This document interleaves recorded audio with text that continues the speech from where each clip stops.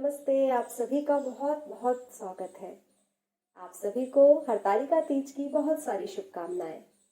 आज के इस वीडियो में मैं आपको हरतालिका तीज व्रत की कथा सुनाने वाली हूँ। इस व्रत को किस तरह किया जाता है और इसकी संपूर्ण पूजा विधि के बारे में मैं एक वीडियो बनाकर पहले ही अपलोड कर चुकी हूँ, जिसका लिंक आपको इस वीडियो के डिस्क्रिप्शन बॉक्स में मिल जाएगा। आप उसे एक बार जरूर देखिए। पूजा संपन्न होने के बाद हरतालिका तीज व्रत की कथा का श्रवण किया जाता है। इस व्रत में इस कथा को सुनने का बहुत ही महत्व है। कथा को सुनने से पहले आप सभी अपने हाथ में थोड़े से अक्षत यानी कि चावल ले लें और पूरी कथा श्रवण करते वक्त उन अक्षत को अपने दाहिने हाथ में रखें। तो चलिए अब सुनते हैं हरतालिका तीज व्रत की कथा। ओम नमः शिवाय। अथ श्री हरतालिका व्रत कथा प्रारंभ। एक बार पवित्र भूमि कैलाश पर सुंदर वट वृक्ष के नीचे अपने समस्त गणों सहित भगवान शंकर बागंबर पर विराजमान थे। पास में जगत माता पार्वती विराजमान थी। बलवान वीरभद्र, श्रृंगी, भृंगी, नंदी आदि अपने अपने पहरों पर विद्यमान हो सदाशिव के दरबार की शोभा बढ़ा रहे थे। ऋषि, गंधर्व, किन्नर भगवान की अनेकों प्रकार से वाद्य, संगीत, ध्वनि आदि सुंदर स्तुतियों द्वारा वंदनाएं कर रहे थे।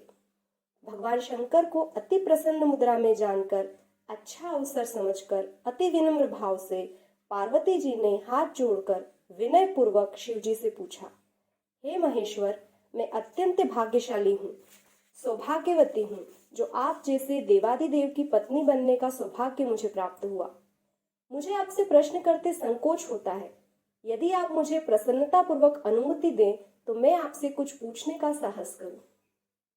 तब शिव जी बोले, हे पार्वती, मैंने अग्नि को साक्षी कर सभी देवों के समक्ष तुम्हें वचन दिया है।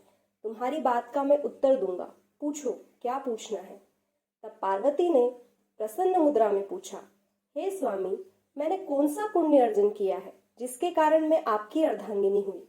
आप अंतर्यामी हैं, कृपा कर मुझ दासी को समझाइए। महारानी पार्वती की ऐसी प्रार्थना सुनकर शिव जी बोले, हे प्रिय, तुमने सर्वोत्तम पुण्य संग्रह किया था जिसके कारण तुमने मुझको प्राप्त किया है। यह अत्यंत गुप्त व्रत है जिसे मैं तुमको प्रकट करता हूँ। भाद्रपद मास के शुक्ल पक्ष की तीज का व्रत हरतालिका के नाम से प्रसिद्ध है। यह व्रत इस प्रकार से पवित्र माना जाता है जैसे वेदों में सामवेद, पुराणों में महाभारत, इंद्रियों में मन, मनुष्यों में ब्राह्मण, देवताओं में गंगा, नवग्रहों में सूर्य, तारागणों में चंद्रमा को श्रेष्ठ मानते हैं। जो तीज हस्त नक्षत्र युक्त पड़े वह और भी महान, जैसे पर्वों में गंगा स्नान के समान होती है। उसका फल भी विशिष्ट होता है। हे पार्वती, यही व्रत तुमने भी किया था। इतना सुनकर पार्वती जी ने कहा, हे महेश्वर, मैंने कब और कैसे यह तीज व्रत किया, इसे विस्तार के साथ श्रवण करने की इच्छा है। इतना सुन भगवान शंकर बोले, हे भाग्यवती उमा, भारतवर्ष के उत्तर में श्रेष्ठ हिमालय पर्वत है। उसके राजा का नाम हिमांचल है। वहां तुम महाराज की रानी मैनावती को की गोद में सुकन्या के रूप में उत्पन्न हुई। ऋषि नारद के बताए अनुसार बाल्यकाल से ही तुमने मेरी आराधना, पूजा व व्रत करना आरंभ कर दिया था। अल्पायु में ही हिमालय की दुर्गम गुफाओं में जाकर सहेलियों सहित मुझे प्राप्त करने हेतु तप करना प्रारंभ कर दिया था। सर्दी, गर्मी, वर्षा में उसी के अनुसार, वर्षा में पानी में, ग्रीष्म में बाहर चट्टानों में आसन लगाकर तप किया। इसी प्रकार सभी ऋतुओं में तप किया था। इतने पर भी जब मेरे दर्शन न मिले तब तुमने ऊर्ध्वमुख होकर केवल वायु का ही सेवन किया। फिर वृक्षों के सूखे पत्ते खाकर इस शरीर को क्षीण किया। ऐसी तपस्या में लीन देखकर महाराज हिमांचल को अति चिंता हुई और तुम्हारे विवाह हेतु चिंता करने लगे। इसी सुअवसर पर महर्षि देवऋषि नारद फिर उपस्थित हुए। राजा ने अत्यंत हर्षित हो महाराज का स्वागत सत्कार किया तथा आगमन का कारण जानने का प्रयास किया। नारद जी ने कहा, राजन, मैं भगवान विष्णु का भेजा आया हूँ। मैं चाहता हूँ कि आपकी सुंदर सुशील कन्या को सुयोग्य वर प्राप्त हो। इस हेतु वैकुंठवासी शेष शय्याशायी भगवान विष्णु ने आपकी कन्या का वरण किया है। क्या आपको स्वीकार है? महाराज हिमांचल ने प्रसन्न हो उत्तर दिया, महाराज, मेरा सौभाग्य है जो मेरी कन्या को भगवान विष्णु ने स्वीकार किया। मैं सहर्ष अपनी कन्या का उनके साथ कन्यादान करने को तैयार हूँ।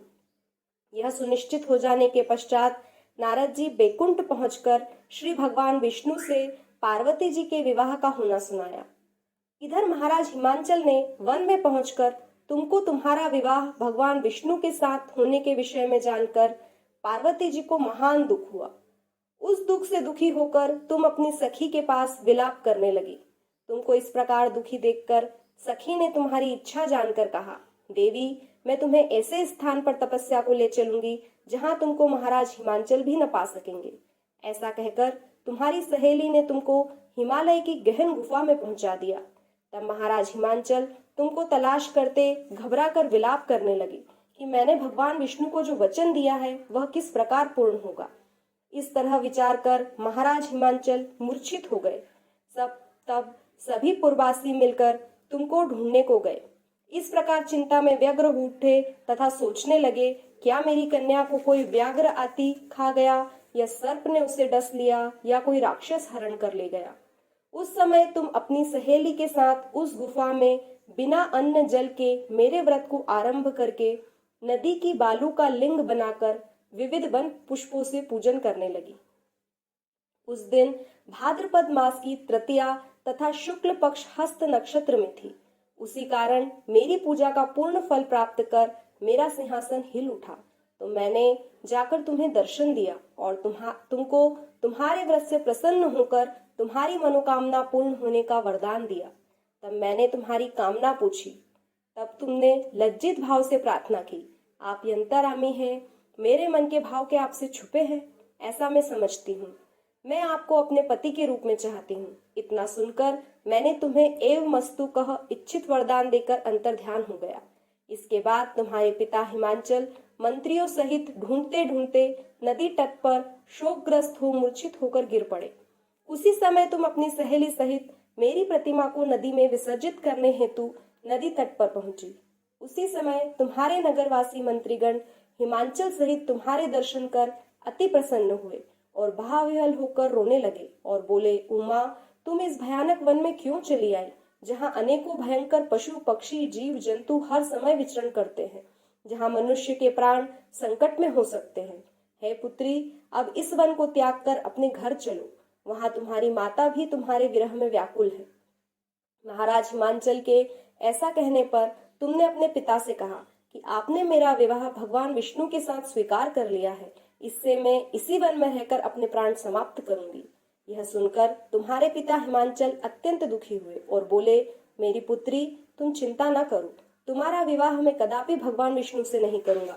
तुम्हारा मनवांछित वर भगवान शंकर से तुम्हारी शादी करूंगा। पुत्री, तुम मेरे साथ घर चलो। यह सुनकर तुम अपने पिता के साथ अपनी सहेली सहित चली गई और माता एवं अन्य सहेलियों से मिली। कुछ समय पश्चात तुम्हारा विवाह तुम्हारे पिता हिमांचल व रानी मैना ने मेरे साथ विधि विधान से शुभ मुहूर्त में कर दिया। हे सौभाग्यशाली, जो सहेली ने तुमको हरण कर गुफा में व्रत कराया, उसी के नाम से इस व्रत का नाम हरतालिका व्रत पड़ा। फिर यह सभी व्रतों का राजा व्रतराज कहलाया। यह सुन माता पार्वती ने कहा, भगवान आपने मेरे व अपने पवित्र मिलन की कथा सुनाकर मुझे प्रसन्न कर दिया, किंतु इसका फल एवं महात्म मुझे नहीं समझाया। कृपा कर मुझे इस व्रत के करने की विधि एवं पृथक पृथक फल भी सुनाइए। इतना सुन भगवान शिव बोले, हे प्रिय, मैं तुम्हें व्रतराज को संविधान व फल सहित सुना रहा हूँ, ध्यान देकर सुनो। यह व्रत सौभाग्यवती नारी तथा सुयोग्य पति चाहने वाली कुंवारी कन्याओं को करना चाहिए।